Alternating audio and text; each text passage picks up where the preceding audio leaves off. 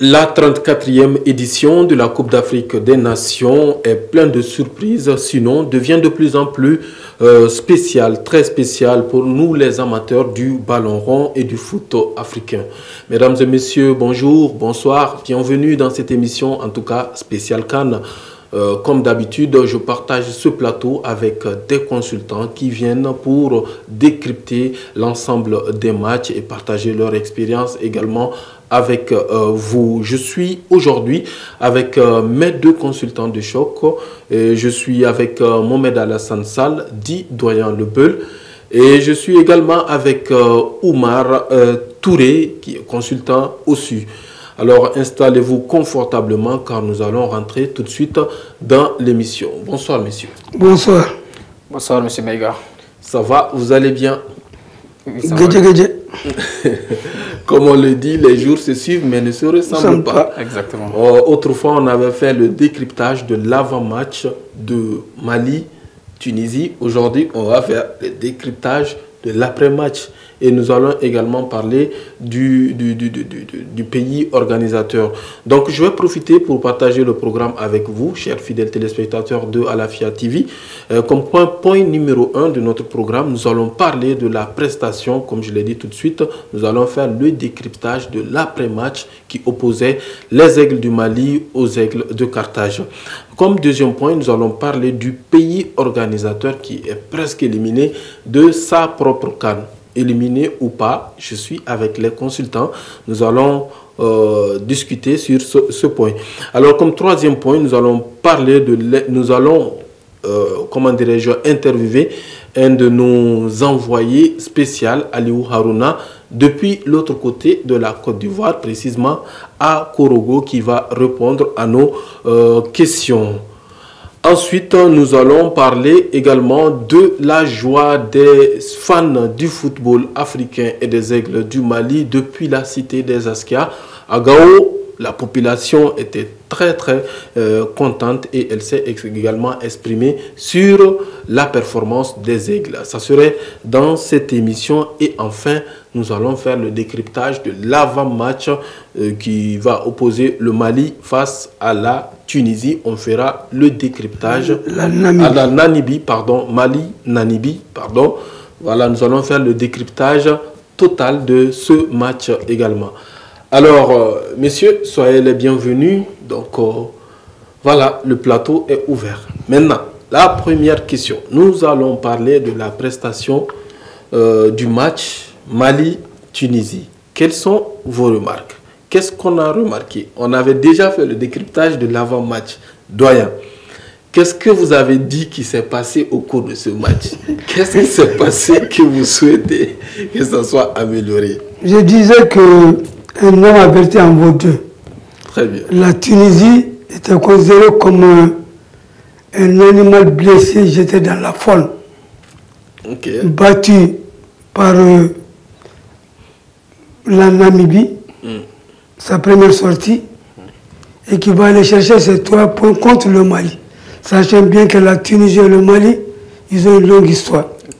Si elle rencontre, la Tunisie a gagné 6 fois, le Mali 4 fois. Donc il fallait cette rencontre de l'autre jour, sachant bien que la Tunisie mondialiste ne va pas sortir les mains vides. Donc, à l'entame du jeu, le Mali a ouvert le score. En marquant un moment précis, j'avais vraiment le temps fort. Et la Tunisie, sachant bien que le banc du Mali est très garni. Donc ils ont tout fait pour égaliser la fin de la première mi-temps.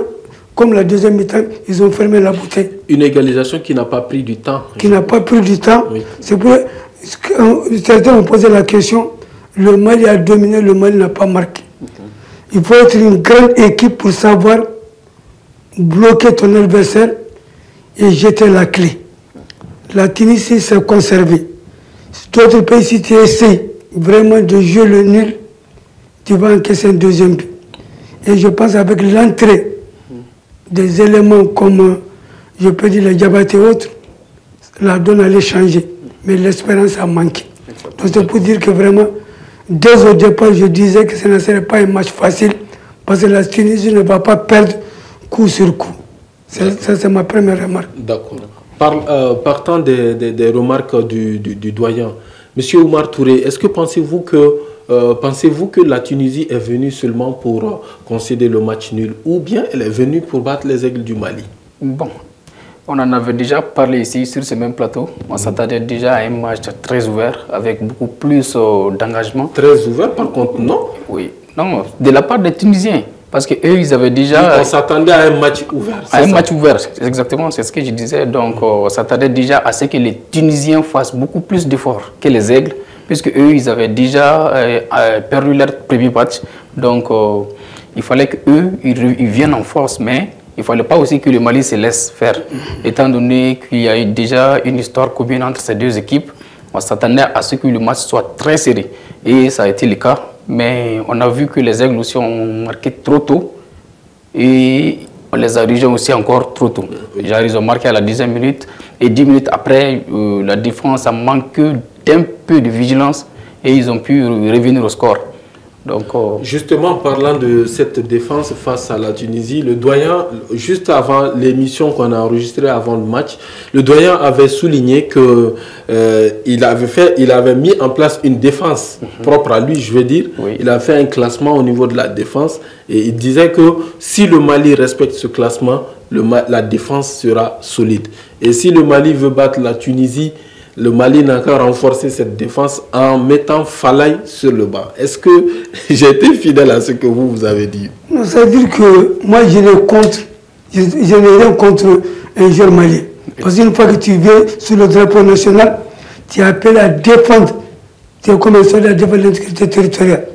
Donc le maillot de l'équipe nationale d'un pays, ça s'arrache, ça ne s'achète pas. Exactement.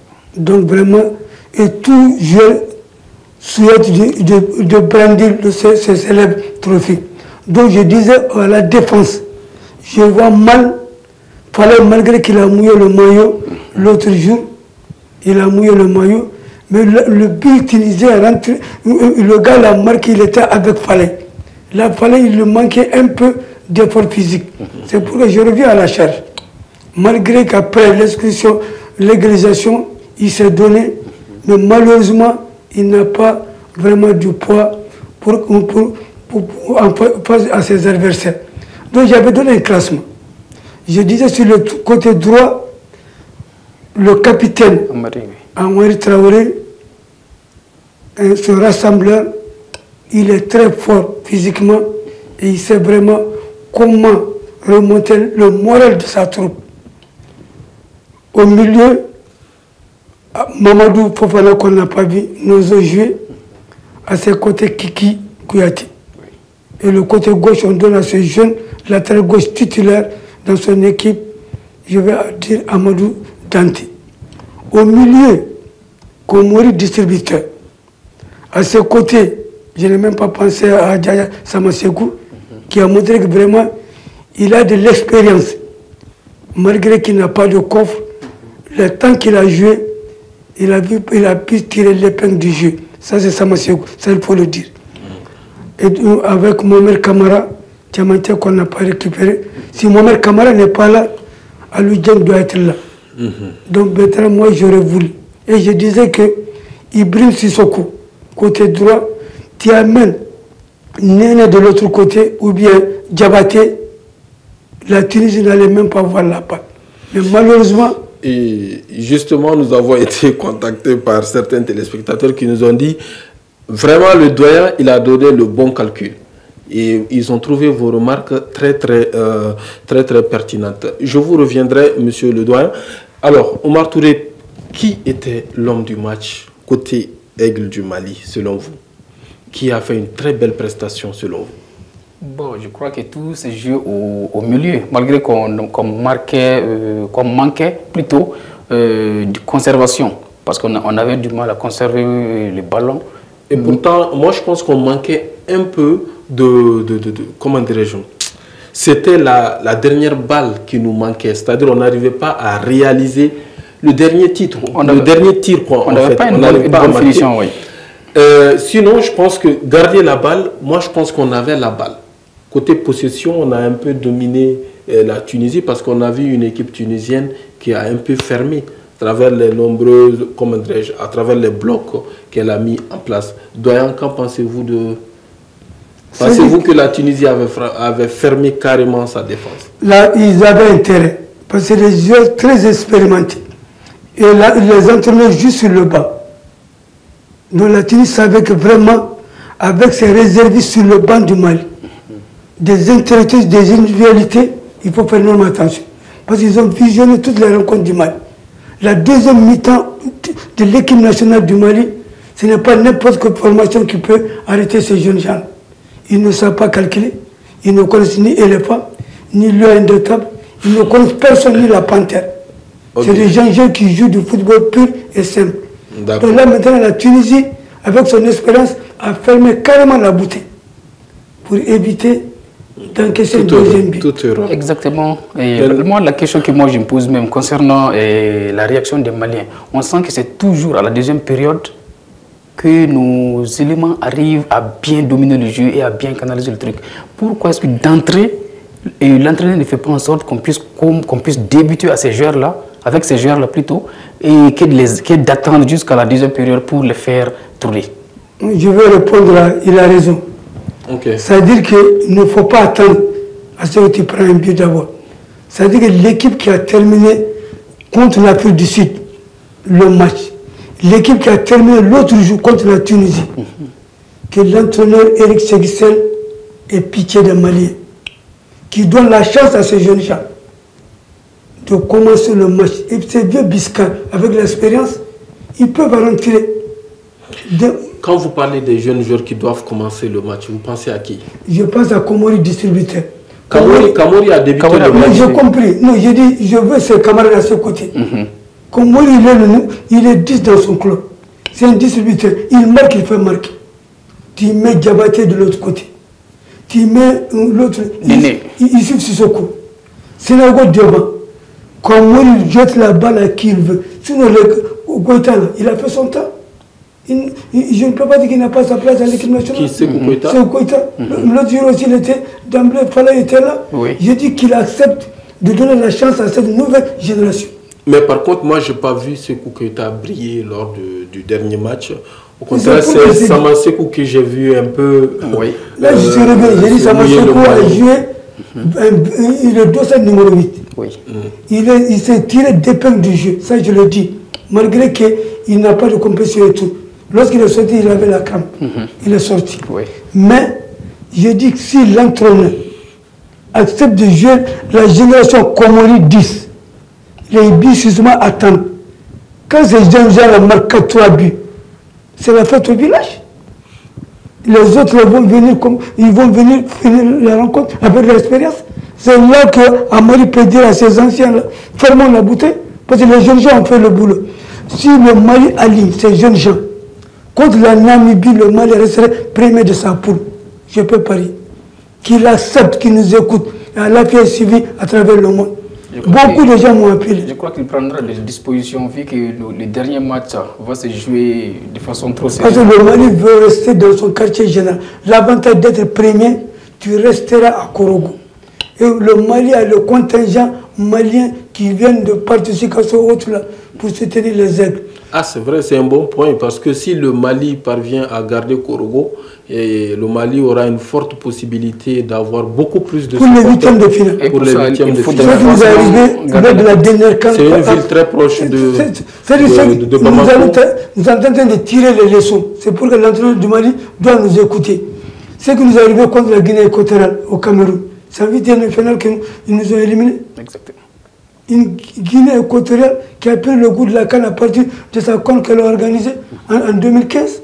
J'étais là. Donc c'est pour vous dire que vraiment qu'il ait confiance à cette nouvelle génération. Ils vont marquer le nombre de buts. Et l'autre, les Falais vont finir le match. Ça te fait que déjà le travail est terminé. Merci beaucoup. Ça, c'est un match passé. On a tiré les leçons. Donc, nous allons continuer le reste du programme. On n'a pas beaucoup de temps. Le temps n'est pas en notre faveur. Alors, messieurs, j'ai organisé ma CAN ici chez moi. J'ai gagné mon match d'entrée. J'ai perdu mon deuxième match. J'ai perdu mon 3e match également. Qui suis-je? Les éléphants, bien sûr. Qui suis-je? Non, ça, vous avez parlé de la Côte d'Ivoire, ce n'est pas la première fois. Okay. Ça veut dire que moi, nous ne sommes pas en politique. C'est en politique que moi, Bongo disait, personnellement, on n'organise pas des élections et la perdre. En football, la réalité du terrain, c'est autre chose. C'est autre chose, d'accord. Dakar 84, la Côte d'Ivoire est sortie au premier tour. Au vote Bani disait aux jeunes gens, ils ont gagné une très bonne camp. Il dit que vous êtes des éléphantaux, 84. Dakar 92, ils ont ramené le trophée. Vous êtes des éléphants pleins. En Guinée équatoriale, le président avait tout mis en œuvre en 2015. La Guinée équatoriale n'a pas remporté. C'est la Côte d'Ivoire qui l'a remporté. On n'organise pas une canne pour l'emporter forcément. C'est ça qu'il faut dire aux gens. Mais ça fait mal. La Côte d'Ivoire, avec son public et tout, gagner l'entrée en matière, perdre coup sur coup, on ne peut pas imaginer que ça peut arriver. Mais c'est le football. C'est le football. Mais quand même, ça fait très mal. D'accord. Organiser sa canne. Et que aujourd'hui, ils sont cités parmi ceux qui ont les 3 points. Ce n'est pas aisé. Moi, je ne m'attendais pas à cette défaite de la Côte d'Ivoire. Je ne m'attendais pas. D'accord. Moi, je suis entièrement d'accord qu'on n'organise pas une CAN pour après la perdre, certes. Mais, nous allons voir dans cette même émission, si la technique nous le permet bien sûr, on va voir dans cette même émission quelques réactions des supporters depuis Korogo là-bas. Qu'est-ce qui a été fait après le match. Mais doyen Omar Touré, vous savez qu'on n'organise pas une CAN pour l'emporter. Mais vous savez que lorsqu'on est pays organisateur d'une compétition, la nation attend beaucoup de vous. Les supporters attendent beaucoup de vous. D'autant plus que vous partez dans d'autres compétitions que vous n'avez pas organisées dans l'optique ou dans l'option de remporter cette compétition. Pourquoi ne pas vouloir remporter celle que vous avez organisée? En 2002, en 2002, j'étais ici au Mali. Ici au Mali. Attends, j'arrive. En 2002, bien sûr, le Mali n'a pas remporté la coupe. Mais on n'est pas dessus des aigles. On était en quart de finale. On n'est pas le Nigeria. En 2002, je pense qu'on a joué les demi-finales. On a joué les quarts de finale. D'accord. Mais on n'est pas dessus des aigles. Vous pensez qu'aujourd'hui, si la Côte d'Ivoire parvenait ou était parvenue à jouer les demi-finales, les Ivoiriens allaient casser partout comme ça? Non. Je dis qu'ils ont mal fait. Ils ont mal fait, c'est la manière. Les éléphants ont échoué. Il faut le dire. Voilà. C'est-à-dire que même si tu sors de la compétition au carré d'as, dans les demi-finales, on peut le comprendre. Mais 2 défaites coup sur coup, la Côte d'Ivoire, non. Okay. Ça, je vous rejoins. C'est inacceptable. Ok, d'accord. D'accord. Doyen, imaginez, je ne sais pas, les moyens qui ont été mis pour l'organisation de cette CAN. Vous savez, la Côte d'Ivoire, même si on ne se focalise pas seulement sur cette compétition, c'est une nation de football. La Côte d'Ivoire a inscrit l'histoire de cette compétition. 2 fois. 2 fois. La Côte d'Ivoire a des joueurs qui ont écrit l'histoire de l'Afrique tout entière. Ils ne sont pas là aujourd'hui. Ils ne sont pas là aujourd'hui, mais le pays demeure. Comment dirais-je, l'enseignement, ça c'est l'enseignement doit demeurer aussi. Nous avons vu Didier Drogba qui a participé. Est-ce que vous avez vu Didier Drogba au stade? Je l'ai vu, il nous a éliminés en 2008 au Ghana. D'accord, mais est-ce que vous l'avez vu aujourd'hui? Mais aujourd'hui, quand vous regardez l'effectif de la Côte d'Ivoire, une équipe où il y a, comment dirais-je, Franck Kessé qui joue au milieu, une équipe qui a Sako. Sako, c'est un joueur qui est en forme. Donnez-moi le nom du jeune. Fofana. Pas Fofana, l'autre Max Alain Gradel. Ça, c'est l'expérience. L'expérience. D'accord, c'est l'expérience. Mais il était sur le banc. D'accord, il n'y a pas de problème. Oui, mais on l'a fait monter à la 88e minute. C'était fini. C'était déjà fini en tout cas. C'était fini. La Côte d'Ivoire avait carrément... C'est-à-dire que là où vous voulez aller, mais je vais te mettre à l'aise. Quand on essaie de prendre le palmarès de ces nations, c'est des nations de football avec Laurent, beaucoup. Tu prends le Mali avec les Mamadou Keïta Kapi, tu remontes un peu en haut, le premier ballon d'or africain, il est malien. Donc maintenant, si tu prends le Nigeria, qui a été jusqu'à la Coupe du Monde 94, qui a fait vivre tout le monde entier, pas seulement l'Afrique, c'est des grands noms. Mais aujourd'hui, l'arénement intérieur ne marche pas. Mais hier soir, tous les fans ivoiriens,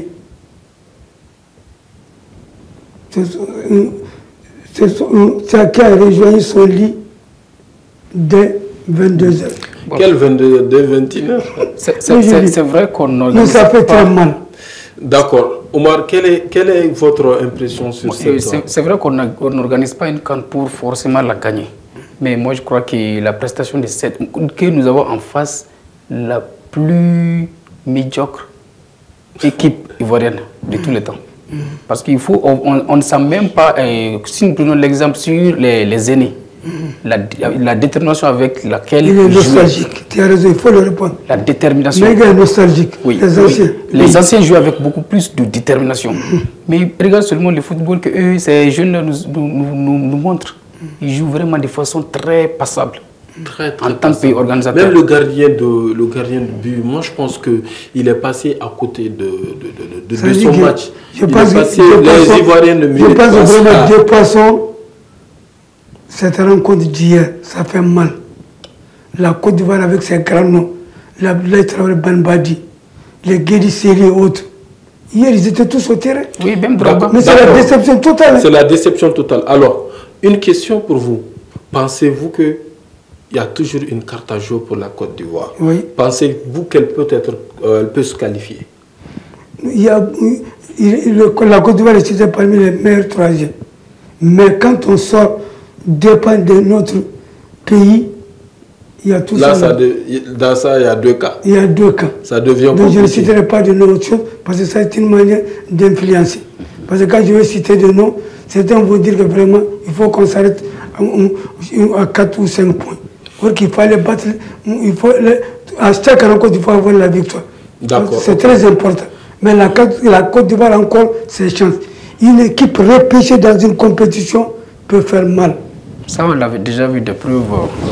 Ça, quand même, si la Côte d'Ivoire arrive à sortir de cette poule, elle va remporter sa carte. Je ne veux pas dire qu'elle va remporter, mais une équipe repêchée, faites énormément attention. Les erreurs du passé ne vont pas les avoir. Une équipe repêchée, quand même, ils ont quand même encore toujours leur chance pour être qualifiés à cause du nouveau système mis en place des 4 meilleurs 3e. Donc, ils ont toujours leur chance. Comme vous l'avez dit, mais cette chance-là, où est-ce que ça va les mener? S'ils continuent à nous offrir les mêmes prestations. J'aime trop ce mot-là. Un homme averti en vaut Dieu. Si la Côte d'Ivoire tombe sur le Sénégal, juste un exemple. La Côte d'Ivoire a déjà été avertie lors de son deuxième match. Ils ont déjà été avertis. Ils ont été avertis 2 fois. Ça dit que les gens sont en train de faire du boucan. J'aime ce mot-là. Ça dit que chaque match a sa réalité. Le Sénégal ne peut pas faire trembler les aigles du Mali. Ça, je le dis et je le maintiens. On va arriver là-bas, monsieur. On va arriver là-bas. Il y aura la surprise dans cette CAN, il l'a dit la dernière fois. Il y a CAN de surprise. C'est la CAN des surprises. On va arriver à ce point. Donc, comme je l'ai dit au début de cette émission, bien que je suis avec mes 2 consultants sur ce plateau, ce n'est pas tout. Nous avons un envoyé spécial depuis Korogo qui suit la CAN également pour nous et qui a décidé de partager également toutes les informations sur les aigles, sur la CAN de façon générale. Et nous avons Aliou Haruna depuis Korogo. Aliou, vous nous suivez pour, comment dirais-je, avec le soutien technique de Tela TV, cette compétition depuis Korogo. Alors, parlez-nous de comment cette ville a accueilli un peu les Aigles et leurs supporters. C'est-à-dire, on fait déjà une petite rétrospective pour venir depuis le moment de l'accueil des supporters et des Aigles du Mali, après tout ce qu'il y a eu autour de l'accueil des supporters, leur blocage à la frontière jusqu'au moment où ils ont parvenu quand même à avoir accès à la ville et précisément au stade. Ismaël, bonjour.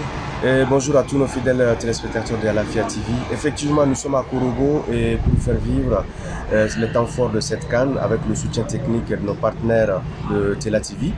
Alors Ismaël, ici, on peut dire que la ville de Korogo vit au rythme de cette CAN. On sent partout qu'il y a un événement ici qui se passe. Là où vous passez, dans chaque petit coin, dans les différents quartiers, ils ont installé également ce qu'on appelle les fan zones. Les gens se retrouvent pour suivre les matchs, ceux qui ne peuvent pas aller au stade pour suivre.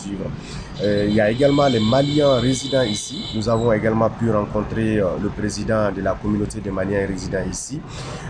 Ils sont au moulin, ils sont sortis, ils s'organisent, ils sont mobilisés. Également les Aigles qui sont venus, les supporters des Aigles qui sont venus du Mali. Sans oublier quelques volontaires, les particuliers qui sont venus avec leur propre véhicule pour suivre les matchs ici à Korogo. Parce qu'il y a un stade qu'on appelle ici stade Amadou Gon Coulibaly où les Aigles ont joué leurs 2 matchs. Donc effectivement, la ville vit au rythme de cette CAN. Et les gens sont partout, ils sont sortis, les Maliens sont partis. Vous avez vu la première victoire des Aigles, on avait l'impression qu'on était à Bamako. Les téléspectateurs ont dû voir les images sur Alafia TV, également sur Tela TV. Voilà. Depuis le début de la compétition, nous avons vu plusieurs personnes se plaindre de l'accessibilité des tickets d'accès au stade. Que savez-vous de ce problème? Est-ce que c'est un problème qui demeure toujours là-bas en Côte d'Ivoire? Ismaël, effectivement, c'est vrai, le problème de tickets est un véritable problème, un problème crucial, à tel point que le gouvernement ivoirien même se justifie et qui aussi rejette la faute à la CAF, qui aurait donc digitalisé, électronisé les tickets. Donc c'est ce qui pose problème aux gens, aux différents supporters, parce que c'est pas tout le monde qui a accès à ces outils. Et aussi, il y aurait aussi des gens qui auraient, des spéculateurs qui auraient acheté des billets qui voudraient bien sûr les vendre autrement plus cher de fois. Donc on a constaté qu'il y a des Maliens qui ont quitté jusqu'à Bamako, qui sont venus, mais qui n'ont pas pu avoir accès au stade, faute de tickets. Donc on a été également interviewé le président Cissé, le président de la communauté des Maliens résidents ici, qui nous a évoqué effectivement le problème, que lui-même aussi, se disait que le problème était certainement au niveau de la CAF ou au niveau du gouvernement, qui a profité de nos caméras pour lancer effectivement un appel à l'endroit des gouvernements afin que, à l'endroit des autorités ivoiriennes, qu'elles prennent leurs responsabilités face à ce problème-là. Mais on constate que maintenant le problème est en train de se régler plus ou moins au fur et à mesure, et ça va, mais on espère que ça ira de plus. Allez, merci beaucoup. Alors, dernière question. Après 3 matchs, 2 défaites, 1 victoire, si on enlève bien sûr les calculs mathématiques, la Côte d'Ivoire étant pays organisateur est presque éliminée de sa propre CAN. Alors, comment les supporters ivoiriens parviennent à gérer ou à digérer en quelque sorte cette élimination précoce? Effectivement, après la cuisante défaite de la Côte d'Ivoirière donc face à la Guinée équatoriale, Ismaël, cela a donc porté un coup à l'élan de cette fête ici. Certainement que les téléspectateurs qui regardent cette émission vont voir quelques interventions. On a pu interviewer quelques supporters qui ont donc exprimé leur mécontentement après cette défaite. Ça a été vraiment un coup dur. Hier on l'a senti, après on a fait le tour en ville, c'était vraiment mort. Il y avait des gens qui avaient même des difficultés à parler, les gens ils ne sont pas contents. Il y a des gens qui auraient même empêché, coupé la route au bus des joueurs, etc. Il y a eu des maisons qui auraient été brûlées là-bas même. Donc c'est vraiment, ça porte un coup dur. Ils ont du mal à digérer. C'est comment le match, c'était comment? Ah bon, le match, vraiment, on est découragé le match, mais on a joué, ils ont joué, bon, c'était décourageant en fait. Mais, en tout cas, on a l'espoir, c'est bon, c'est rien, ça va. Vraiment, le classement même, ça nous a découragé en fait. Ça nous a découragé, mais on fait comment? C'est le football en fait. Le football, c'est le fair play, c'est le fair play. Assister, la chute. Comme la canne, c'est chez ça va prendre cette chute. Monsieur, bonsoir. Bonsoir, monsieur. Quel est votre sentiment après cette défaite? Notre sentiment, on est triste. On ne va pas vraiment mâcher les mots et on est vraiment triste en tant que pays organisateur. Perdre 2 matchs sur 3. C'est vraiment triste en tout cas. On est vraiment découragé. Certes, on dit découragement, on n'est pas ivoirien, mais en réalité, au fond, on est très découragé. Monsieur, bonsoir. Oui, bonsoir, monsieur. C'est quoi votre sentiment après la défaite de la Côte d'Ivoire? Ce que je peux dire, c'est que je suis vraiment fâché, pour ne pas dire découragé. Parce que ce que les éléphants ont fait aujourd'hui, c'est pas jeu d'une équipe nationale. Ils ont trop raté des occasions. Et j'aimerais dire même qu'on bloque les salaires même. Ce qu'ils ont fait là, c'est pas du tout bien. Ils ont trop raté des occasions. Bon, il n'y a pas de pressing dans le jeu. Bien vrai qu'il y a de bonnes gesticulations, mais il n'y a pas de pressing. Ils sont trop loulous et c'est pas ce qu'ils mangent, mais c'est pas bien. Voilà, c'est tout ce que j'ai à dire. Madame, bonsoir. Bonsoir, monsieur. Ça va? C'était comment le match aujourd'hui? Vraiment décevant, très décevant. Les éléphants nous ont servi un match de débutants. Un match pire qu'un match de débutants. Même mon petit frère au CM2 aurait fait mieux que ça. Toujours vouloir marquer sur les ailes, Comme si le central ne pouvait pas marquer. Vraiment, nous sommes très dessus. J'ai vu des soeurs en larmes ici. J'ai été moi-même en larmes. Un peu, j'allais avoir épilepsie. Nous sommes vraiment, non, vraiment. Je ne peux pas continuer, vraiment. On a du courage, mais vraiment, ils n'ont pas été à la hauteur de toutes nos attentes. On avait placé tous nos espoirs en eux. On a organisé toute cette belle canne. C'est pas pour nous qu'on embellit le pays. On voulait la coupe chez nous. On voulait remporter la coupe. Mais nous sommes vraiment déçus. Vraiment. Quelle humiliation. Quelle désolation. Nous sommes attristés. Vraiment. On veut savoir qu'est-ce qui ne va pas. C'est l'entraîneur ou bien qu'est-ce qu'il y a? Il faut le changer. C'est comme si on devenait un péché de changer du ciel ce soir. Vraiment. Nous sommes très attristés, très alarmés. Et nous ne sommes pas contents. Nous ne sommes pas contents contre les éléphants. Nous ne sommes pas contents. Pas du tout. Nous ne sommes pas contents. Bonsoir, monsieur. C'est quoi votre sentiment après la défaite de la Côte d'Ivoire? Vraiment, c'était une humiliation pour nous. Mon Dieu, courage à nos joueurs. Parce qu'ils ont tellement joué, ils ont joué. Quand coq est coq, là, faut l'appeler coq, faut pas l'appeler poussin. Ils ont joué. Mais ce n'était pas la volonté de Dieu. Ce n'était pas la volonté de Dieu. Et puis les 2 buts ratés, là, vraiment, on a été depuis l'ouverture de la canne. Ils ont eu les 2 buts. Les poteaux sont fermés. Les Ivoiriens jouent. Les éléphants jouent. Mais les poteaux sont fermés. On ne comprend rien. Donc nous sommes dessus. On ne sait pas ce qui se passe spirituellement. Allez, merci beaucoup à vous également pour cette intervention. On vous souhaite bonne suite de compétition depuis la Côte d'Ivoire. À très bientôt, je reviens encore sur mon plateau. Mesdames, messieurs, mes 2 consultants. Alors, la Côte d'Ivoire, on a parlé de la possibilité, si toutefois la Côte d'Ivoire peut se qualifier ou pas. Doyen, question ferme. La Côte d'Ivoire peut-elle se qualifier? A-t-elle une chance? Oui ou non? La Côte d'Ivoire a une chance. Oui. Question ferme. Exactement, elle a toujours une chance. Ok, d'accord. Alors, comme je l'ai dit, on est sur ce plateau, d'accord. Il y a aussi d'autres personnes qui vivent la CAN dans d'autres régions du Mali, et précisément à la cité des Askia. Donc, à l'instar des autres villes maliennes, la ville de Gao, la cité des Askia, vit la Coupe d'Afrique des Nations avec beaucoup d'enthousiasme. Les supporters maliens ont apprécié la dernière prestation. Les supporters de la cité des Askia, maliens précisément, ont apprécié la prestation des Aigles tout en souhaitant une deuxième victoire pour les Aigles lors de la 3e journée. Donc nous allons suivre l'élément et voir comment est-ce que la population vit en ce moment ou a vécu la première victoire et le deuxième match nul des Aigles du Mali et qu'est-ce qu'elle pense réellement de cette belle prestation ou de ces belles prestations des Aigles du Mali.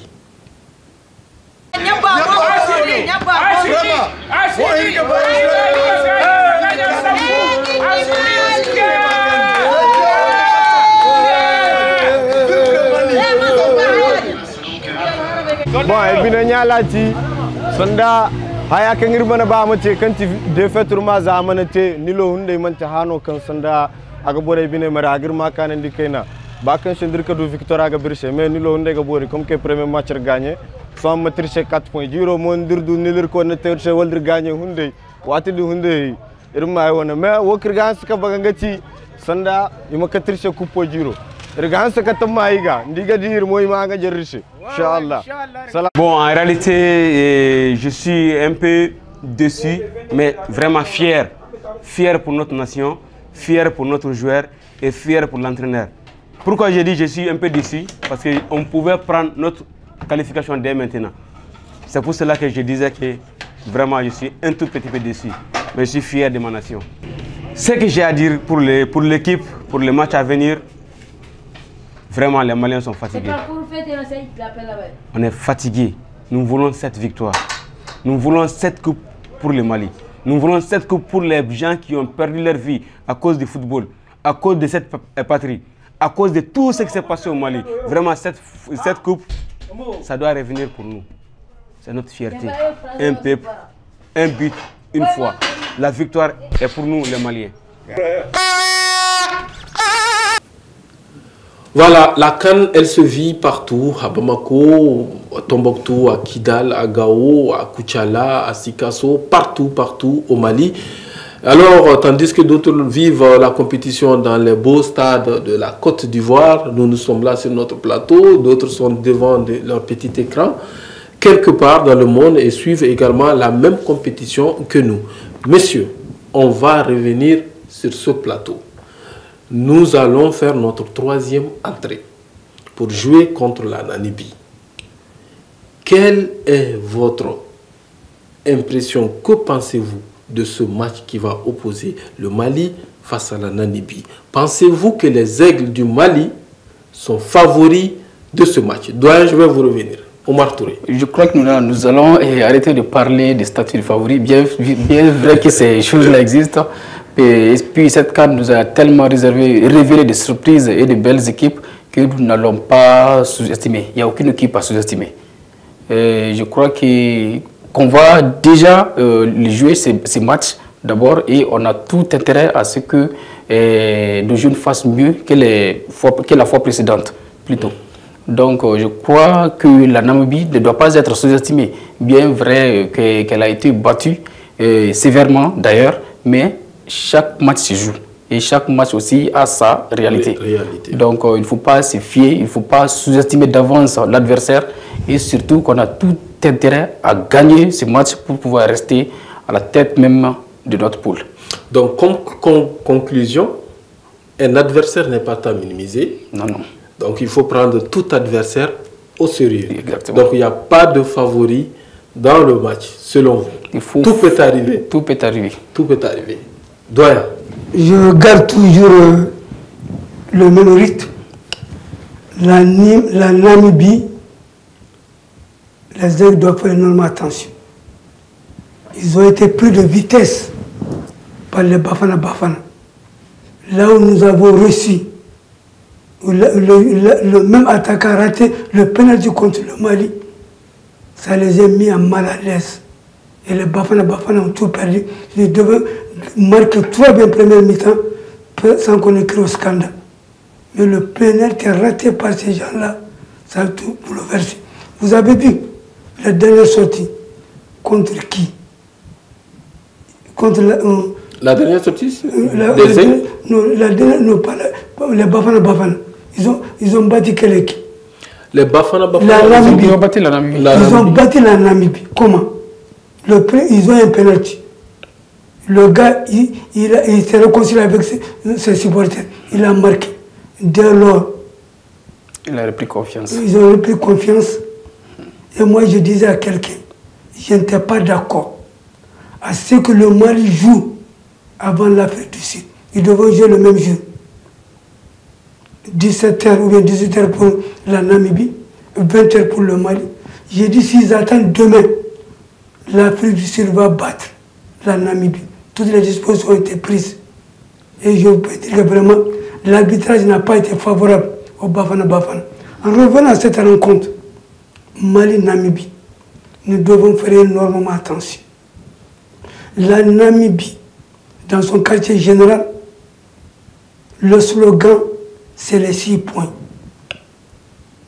Et les ex du Mali, comme vous l'avez si bien martelé, la Namibie est un adversaire sérieux. La Namibie 6 points, la Namibie a 3 points. Non, ils ont dit, j'ai dit qu'au niveau de leur quartier général, le slogan, c'est les 6 points. C'est les 6 points, battre le Mali. Ok. Parce qu'il faut laver l'affront contre l'Afrique du Sud, qui les a pris de vitesse. Donc c'est au nôtre de faire énormément attention.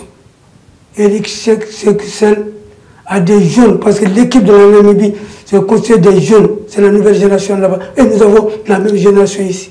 S'il accepte de faire confiance à Komori et ses camarades d'âge, il va aller loin. Il va aller loin. Nous resterons premiers, nous resterons à Korogo. C'est le plus important. D'accord. Mais s'il essaye de passer à côté, la Namibie ne viendrait pas en promenade de santé. La Namibie viendrait jouer cette rencontre. Et on aura la chance de parler à défaut de victoire que le Mali arrache. La Namibie pourrait se qualifier au cas où elle bat le Mali. C'est ça que je dis. Je dis que le slogan, c'est les 6 points. Nous avons nos représentants à Korogo. Le slogan, nous avons perdu contre Bafana. Pourquoi ne pas gagner les aigles du Mali? Exactement. C'est aux aigles du Mali dit non. Nous voulons rester premiers. Nous voulons avoir 7 points. Ok. Korogo, c'est très bien pour le Mali. Ok. Alors, très rapidement, on est déjà à la fin de l'émission.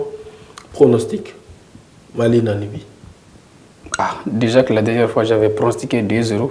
Et que ça a été le cas. Ça a été un match nul contre la Tunisie. Contre la Tunisie. Il faut pronostiquer 1-1 alors, comme ça serait 2-0. Bon, cette fois-ci, moi, je préfère m'abstenir et puis juste m'attendre à ce qu'on m'offre du beau foot. Non, c'est impératif, s'il vous plaît, il faut faire un pronostic. Bon, une victoire du Mali, même si c'est... Un bon Malien. Oui. Un bon Malien, voilà.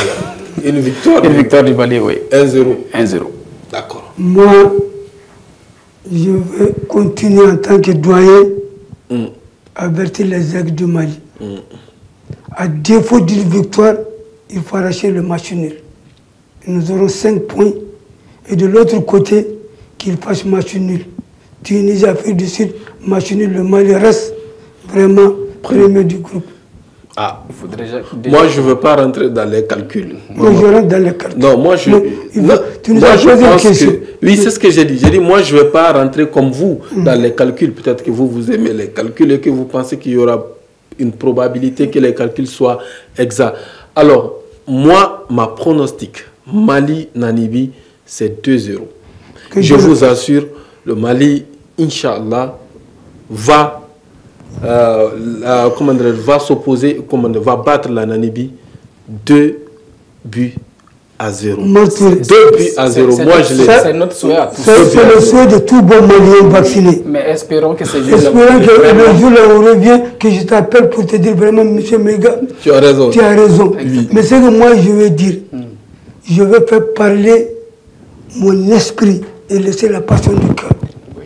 Tout Malien aime cette victoire. Et surtout, j'ai déjà plaidé, si on est premier de notre groupe, nous resterons à Korogo pour les 8e finales. C'est les gens qui vont, c'est l'autre équipe qui va nous rejoindre. Ça, c'est un atout. Mais je dis à défaut d'une victoire des aigles que je souhaite, le match nul. Les aigles ne tomberaient jamais devant cette équipe de la Namibie. D'accord. Mesdames et messieurs, merci d'avoir suivi cette émission. Merci pour votre constante fidélité. C'était un réel plaisir pour nous de partager toutes ces expériences, toutes ces informations avec vous. Alors, je vous donne rendez-vous très prochainement dans un nouveau numéro de Spécial CAN, car c'est fini pour aujourd'hui, mais les numéros continueront encore et encore, et tout en espérant que les aigles iront jusqu'à finale. Bonne chance aux Aigles face à la Namibie. Merci, restez toujours fidèles au programme de la télévision Alafia. Bonne suite de programme, à très bientôt.